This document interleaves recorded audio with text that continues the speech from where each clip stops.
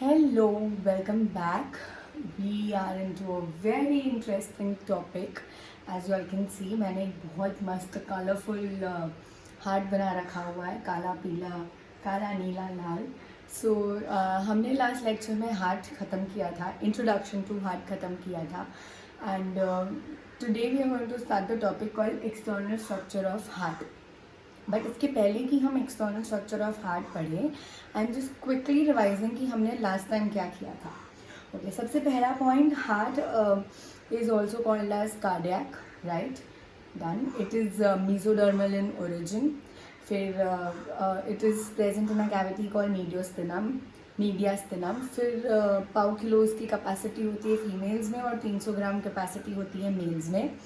इसके अलावा what we did was, उसका जो आउटर मोस्ट कवरिंग था उसको हम बोलते हैं pericardium, which is divided into two part, outer and inner. So it is divided into outer fibrous and inner serous pericardium. Serous pericardium is further divided into two parts, outer and inner, parietal and visceral. इन दोनों के बीच की जो space है हम उसको बोलते हैं pericardial space, और filled with a fluid called as pericardial fluid, जो शॉक अब्जॉर्प्शन और मैकेनिकल इंजरीज से उसको बचाता है.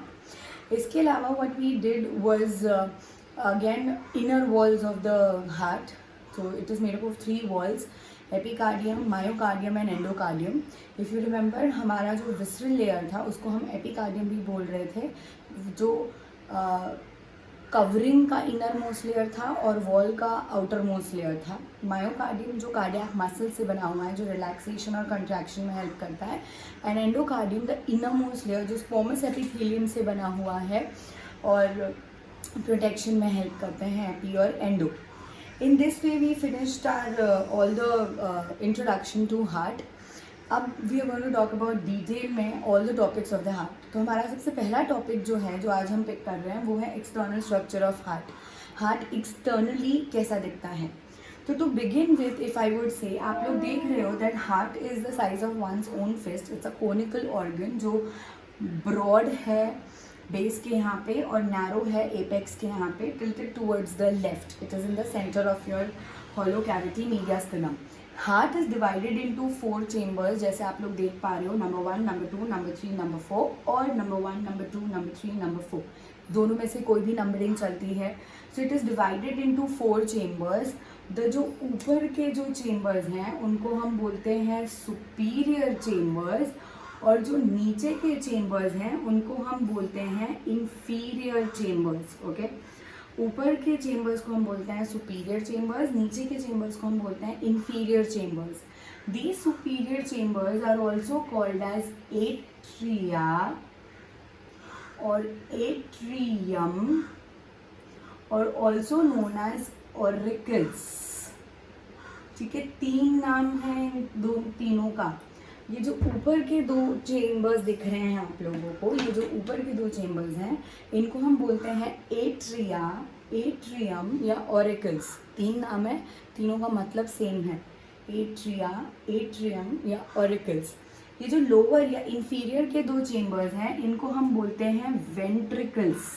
इनका कोई दूसरा नाम नहीं है, इनको हम एक ही नाम से जानते हैं, called as ventricles. So the upper 2 are also known as receiving chambers, and the lower 2 are also known as distributing chambers.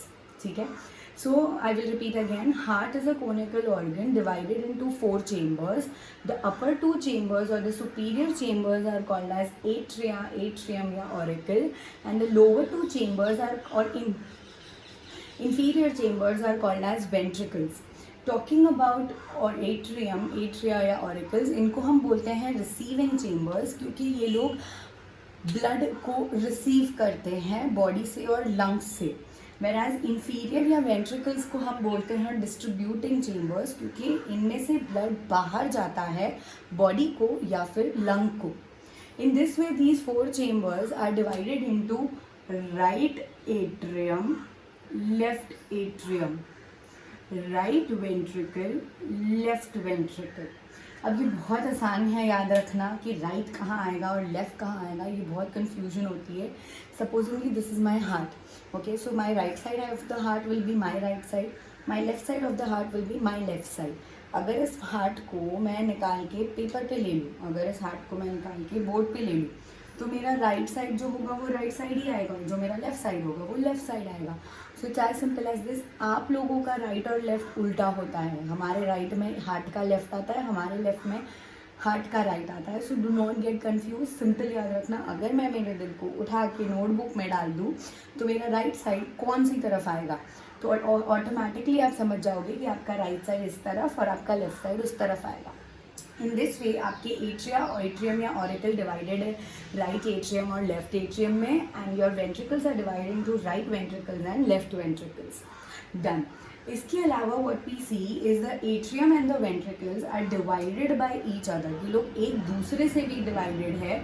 ये जो डिविजन दिख रहा है आप लोगों को इधर, this entire division is called as atrioventricular sulci. ठीक है, इसको हम बोलते हैं एट्रियोवेंट्रिकुलर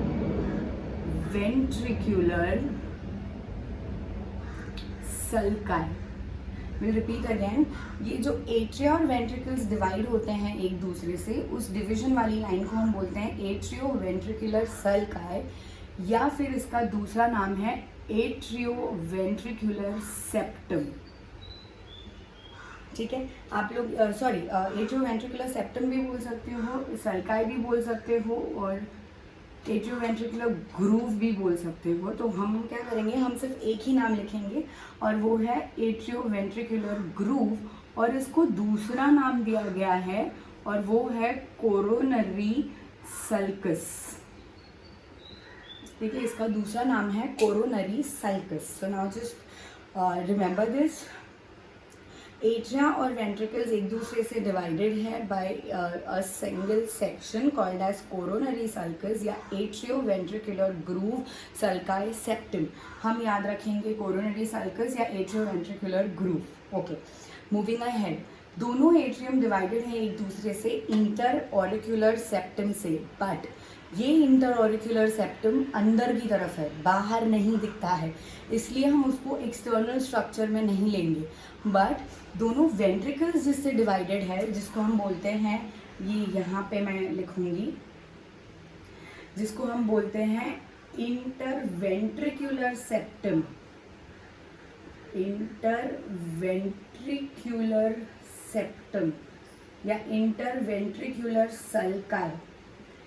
ठीक है, ये बाहर की तरफ दिखता है, दोनों वेंट्रिकल्स को जो डिवाइड कर रहा है उसको हम बोलते हैं इंटरवेंट्रिकुलर सेप्टम या इंटरवेंट्रिकुलर सल्काई, जो बाहर से दिखता है, इसलिए we call it in external structure, whereas इसको हम बोलेंगे इंटरनल स्ट्रक्चर में। सो दो पूरे हार्ट को जो प्रॉपर 4 चेम्बर्स में डिवाइड कर रहे हैं, उसमें से 2 चीज़ें, 1 और 2 हम एक्सटर्नल में बोलते हैं, तीसरा हम इंटरनल में बोलते हैं। ठीक है, now coming back to right atrium. Right atrium में अगर आप देख रहे हो तो यहाँ पे एक ब्लू कलर का है लाइन, और यहाँ पे भी एक ब्लू कलर का लाइन है। ये दोनों ब्लू कलर के लाइन है आपके लार्जेस्ट वेन्स।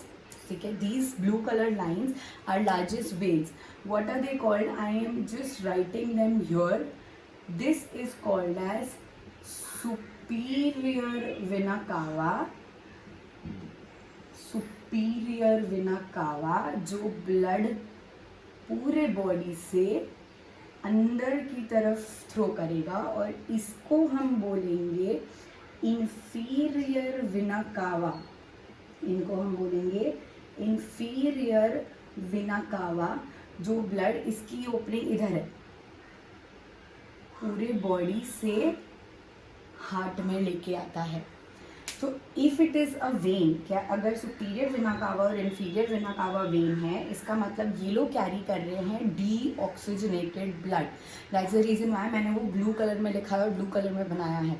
तो ये दोनों बाहर से दिखते हैं एक्सटर्नली, हार्ट के अंदर जा रहा है, हार्ट के lower part of the body से सारा ब्लड कलेक्ट करके लाता है इंफीरियर वेना कावा, और वो देता है हार्ट को, और upper part of the body से सारा सुपीरियर वेना कावा कलेक्ट करके लाता है और वो भी देता है हार्ट को। इन दिस वे यहाँ पे कलेक्ट होता है सारे हार्ट का डीऑक्सीजनेटेड ब्लड। इसके अलावा इंटीरियरली यहाँ पे एक तीसरी ओपनिंग आपको दिख रही होगी, and that is called coronary sinus. यहाँ लिखती हूँ, ठीक है, this is called as coronary sinus. What do you mean by coronary sinus? आपका जो इंटरवेंट्रिकुलर सेप्टम है ये, यहाँ पे बहुत सारे कोरोनरी आर्टरीज और कोरोनरी वेन्स दिखेंगे आपको, जो बेसिकली हार्ट को ब्लड सप्लाई करते हैं और हार्ट से ब्लड सप्लाई लेते हैं, ठीक है। तो हार्ट को भी तो ज़रूरत है ना। तो ये सारे इंटरवेंट्रिकुलर सेप्टम में इनकी जो वेंट्रिकल्स की वॉल होती है उसमें बहुत सारी आर्टरीज और वेन्स होती है। आर्टरी हार्ट को ऑक्सीजनेटेड ब्लड सप्लाई करता है काम करने के लिए, और वेन्स वो डीऑक्सीजनेटेड ब्लड यूज़ किया हुआ लेके वापस जाता है। जब वो सारी कोरोनरी वेन्स कलेक्ट होती है तो वो एक सिंगल ओपनिंग में बनती है, जिसको हम बोलते हैं कोरोनरी साइनस, जो इधर प्रेजेंट है, ठीक है। ये हो गए 3 openings, superior vena cava, inferior vena cava और कोरोनरी साइनस, जो तीनों राइट एट्रियम में डीऑक्सीजनेटेड ब्लड लेके आती है। I repeat again, deoxygenated blood. This is about right atrium. Let's go to left atrium. Left atrium में अगर आप देखोगे तो 4 ओपनिंग्स दिख रही है आपको। यहाँ पे एक, इधर से एक और जा रही है, यहाँ से एक और जा रही है और यहाँ से भी एक और जा रही है। These 4 openings open into left atrium and these openings are called as pulmonary veins. These openings are called as pulmonary veins. So ये pulmonary veins ला रही है सारा ला रही है सारा oxygenated blood lungs से। हमने ऑलरेडी किया हुआ है that lungs में से वो जो एल्वियोलाई और कैपिलरी के बीच में एक्सचेंज होता है, तो पल्मोनरी आर्टरी डीऑक्सीजनेटेड ब्लड लेके आता है, एल्वियोलाई के यहाँ पे ऑक्सीजन एक्सचेंज होता है और फिर पल्मोनरी वेन उसको लेके जाता है। तो ये पल्मोनरी वेन यहाँ पे लेफ्ट एट्रियम में 4 ओपनिंग्स, राइट पल्मोनरी वेन और लेफ्ट पल्मोनरी वेन्स बनके ऐसे 4 ओपनिंग्स आती है और चारों ओपनिंग्स लेफ्ट एट्रियम में डीऑक्सीजनेटेड ब्लड सप्लाई करते हैं। Okay, Now what happens? Come back here to right ventricle. जैसे ही यहाँ पे डीऑक्सीजनेटेड ब्लड भर जाता है, वो डीऑक्सीजनेटेड ब्लड आ जाता है राइट वेंट्रिकल के अंदर और एंटर करता है यहाँ पे प्रेजेंट एक और ओपनिंग में, ठीक है। सिमिलरली आपके लेफ्ट एट्रियम से ब्लड ऑक्सीजनेटेड नीचे आता है और एंटर करता है यहाँ पे प्रेजेंट एक दूसरी ओपनिंग में, ठीक है। इस ब्लू कलर की ओपनिंग को, where do I write it, is called as pulmonary trunk. This red color opening is called as aorta. ठीक है, तो मैं यहीं पे लिखती हूँ, ये यहाँ पे लिखती हूँ। This blue color opening is called as pulmonary trunk, जो बेसिकली डीऑक्सीजनेटेड ब्लड को राइट वेंट्रिकल से लेके जा रहा है। And this red colour opening in your left ventricle is called aorta या फिर सिस्टमिक एओर्टा। या फिर सिस्टमिक एओर्टा, जो ऑक्सीजनेटेड ब्लड को लेफ्ट वेंट्रिकल से पूरे बॉडी के ऑर्गन्स में लेके जा रहा है।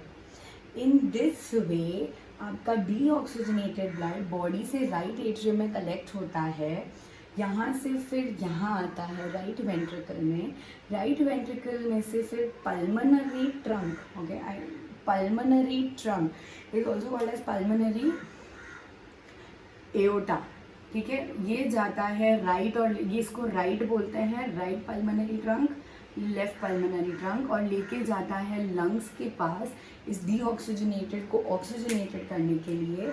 और वैसे ही लंग से जब पल्मोनरी वेन से सब कुछ वापस आ जाता है तो वो लेफ्ट वेंट्रिकल में आता है। लेफ्ट वेंट्रिकल से एओर्टा, इसको दूसरा नाम दिया गया है सिस्टमिक एओर्टा। एओर्टा से वो बाहर जाता है और वो ये ब्लड लेके जाता है टूवर्ड्स द बॉडी ऑर्गन्स, ठीक है। ये ऑक्सीजनेटेड ब्लड लेके जाता है towards the organs and it gives out to all the parts of your body, ठीक है। सबसे पहली बात, ऑक्सीजनेटेड का मतलब होता है ऑक्सीजन रिच ब्लड और डीऑक्सीजनेटेड का मतलब होता है ऑक्सीजन लेस और कार्बन डाइऑक्साइड रिच ब्लड, ठीक है। ऑक्सीजनेटेड का मतलब होता है उस ब्लड का टिश्यू लेवल पे जाना बाकी है, और डीऑक्सीजनेटेड का मतलब होता है उस ब्लड का टिश्यू लेवल पे जाके यूज़ होके वापस रिटर्न हो रहा है। डन। इफ़ यू सी, यहाँ पे ऐसे 3 डॉट्स दिखेंगे आप लोगों को जो एओर्टा या सिस्टमिक एओर्टा से निकल रहे हैं। इसको हम क्या बोलते हैं, ये 3 डॉट्स जो ट्यूब्स निकल रही हैं उनको हम बोलते हैं 3 अलग अलग ब्रांचेस ऑफ एओर्टा। ठीक है, one is called ascending aorta, मेरे पास अभी जगह नहीं है तो आप लोग सिर्फ याद रखिएगा, one is called ascending aorta, descending aorta and systemic arc या फिर एओर्टिक आर्क। ये 3 नाम हैं, ascending, descending and aortic arch. ये तीन डिविजन्स होती हैं, upper body, lower body, side body, ऐसे करके ये फिर पूरे बॉडीज़ में कन्वर्ट होते पहुंचाते हैं पूरे ब्लड को। So with this I finish the external structure of heart. Okay, इसमें एक छोटा सा पार्ट और बाकी है जो कि आप देख रहे हो यहाँ पे। ठीक है, this part what you can see, this black colour part, यहाँ पे आइए, we'll write it here, is called as ligamentum arteriosum। ठीक है, ये जो ब्लैक कलर का पार्ट दिख रहा है आप लोगों को, उसको हम बोलते हैं ligamentum arteriosum। ये है एक ligamentum arteriosum is a remnant, ठीक है, remnant of something called as ductus arteriosus. अब मैं वो नहीं लिख रही हूँ, वो आप याद रखना, ductus arteriosus. What am I talking about, it's very simple, जिसमें मैं बोल रही हूँ ध्यान से सुनना। पल्मोनरी ट्रंक और एओर्टा जब बेबी फीटस होता है, फीटस मतलब मदर के वूम में होता है, 3 से 90 महीने की प्रेगनेंसी में, ये दोनों एक दूसरे से जुड़े होते हैं एक ब्लड वेसल से। उस ब्लड वेसल का नाम होता है डक्टस आर्टीरियोसिस। ठीक है, डक्टस आर्टीरियोसिस। तब ये ऑक्सीजनेटेड डीऑक्सीजनेटेड का यहाँ पे है ना, ये ब्लड एक्सचेंज होता है इन दोनों वेसल्स में से, एओर्टा से और पल्मोनरी ट्रंक से। सो जब ये पल्मोनरी ट्रंक और एओर्टा फीटस में जॉइंट होते हैं एक दूसरे से, तो उसको हम बोलते हैं डक्टस आर्टीरियोसिस। बट वंस ये बेबी बर्थ हो जाता है तो उसके होने के 1-2 हफ्ते बाद ये अपने आप बंद हो जाता है। और बंद होके कैसे होता है, एक दरवाज़ा बंद कर दो बट उसके ऊपर तुम कुछ भी लगा दो, तो बट सालों बाद पता चलेगा कि यहाँ पे दरवाज़ा था। तो बस यहाँ पे भी वैसा एक कुछ दाग रह जाता है और उस दाग को हम बोलते हैं लिगामेंटम आर्टीरियोसम। उस दाग को हम बोलते हैं लिगामेंटम आर्टीरियोसम। तो ये दिखेगा बेबी के बॉर्न होने के 2-3 हफ्तों के बाद। इन केस अगर ये बंद नहीं होता है किसी कारण, या 30% बंद होता है या 50% बंद होता है, तो उसको बोलते हैं दिल में छेद होना। यू नो, बोलते हैं ना बाल में छेद है, दिल में छेद है, तो वो इज़ दिस कि ये प्रॉपर्ली बंद नहीं हुआ है and it has to get closed. और वो क्लोजिंग का जो दाग होता है उसको हम लिगामेंटम आर्टीरियोसम बोलते हैं। और अगर किसी बच्चे में ये कारणवश नहीं हुआ तो the kid has to undergo an operation, तुरंत सर्जरी होती है और इसको बंद किया जाता है डिपेंडिंग अपॉन द परसेंटेज कि वो कितना खुला है। In this way I finish the entire external structure of heart. बहुत सारे नाम हैं, इस वीडियो को रिपीटेडली देखते रहो, टेक्स्ट बुक को रीड करते रहो ताकि हर एक नाम आप लोगों को याद हो जाए। I will just quickly give you a summary of the entire external structure of heart and then we'll end it. Okay, so the external structure of heart is divided into 4 chambers. The upper 2 chambers are called superior and the lower 2 are called as inferior. The superior chambers are called atria, atrium, auricles, and the inferior chambers are called as ventricles. Auricles, atria या atrium को हम receiving chambers भी बोलते हैं। अब तो आप समझ गए होंगे क्यों, क्योंकि ये सिर्फ रिसीव कर रहा है ऑक्सीजनेटेड और डीऑक्सीजनेटेड ब्लड। और वेंट्रिकल्स को हम बोलते हैं डिस्ट्रीब्यूटिंग चेम्बर्स, बिकॉज ये सिर्फ डिस्ट्रीब्यूट कर रहा है oxygenated and deoxygenated blood. Talking about atriums, this is right, this is left, this is right ventricle, this is left ventricle. The atria and the ventricle are divided by each other by atrioventricular groove or coronary sulcus.